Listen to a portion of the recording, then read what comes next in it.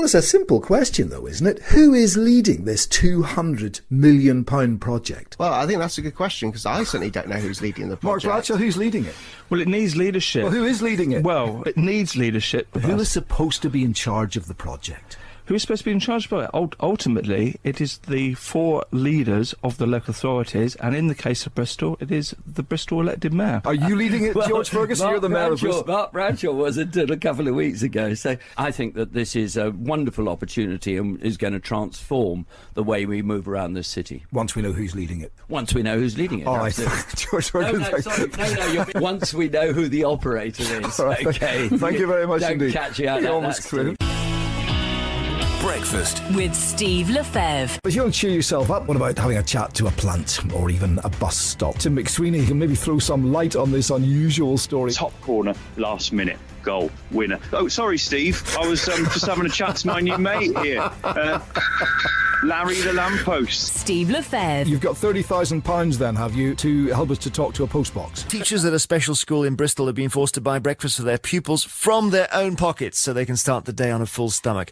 Let's talk first of all about this story in Bristol with Steve Lefebvre, who presents the breakfast show on BBC Radio Bristol and has been covering the story, haven't you, Steve? I certainly have, Jeremy, yeah. I mean, many courses to this story. It evolved and changed as the day went on, and I think that came basically from the passion of these teachers. I spoke to Carmel McConnell originally. She's from the Magic Breakfast charity, and she was using words like, it's heartbreaking when you see these kids sitting at 10 o'clock in the morning with sore stomachs crying out for food.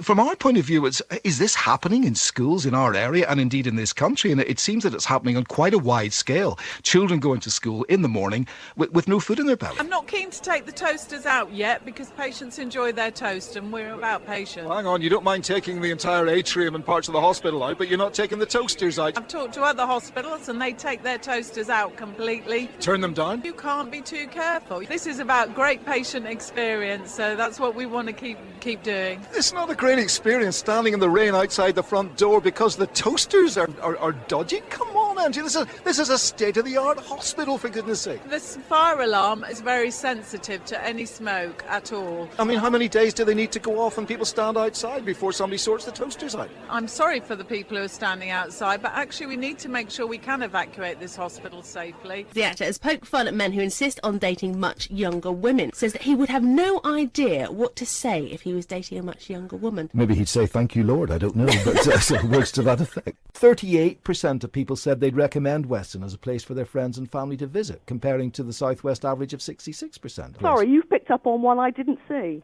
Sorry. Well, that's all right. I wasn't aware of that one. I just read your survey. Made the cardinal sin.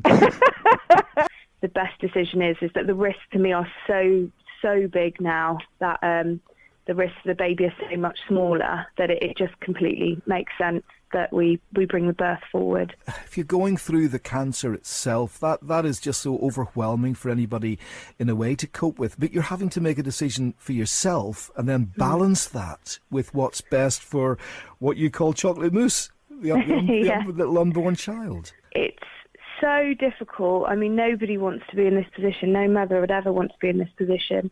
You know, there's no easy option. All the options are all awful. I think you just keep your fingers crossed. You keep blogging. You've got a massive weekend and weeks and months ahead. So I just wish you all the best, Heidi. Thank you. You're such an inspirational person, and it's a great pleasure to talk to you. Thank you so much. Former gymnast herself, I noticed that she's flick-flacked in. I'm Personally, very impressed by your personal knowledge. I would have thought you'd be arrested for that, quite honestly. We've got some more of those wonderful terms from gymnastics here, half in and half out. Well done. I'm very impressed. What does that one mean, Lisa? It means a double somersault with a half twist in the first one and a half twist in the second one. And what about a full lay Rudy?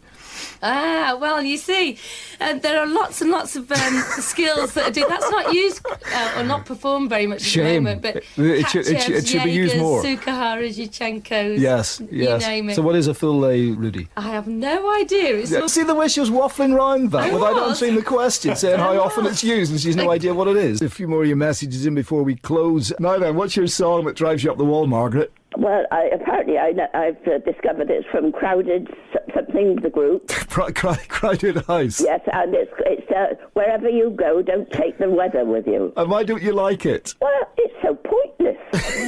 I mean, it's not melodic. There's no melody. It's the same all the time. Yes.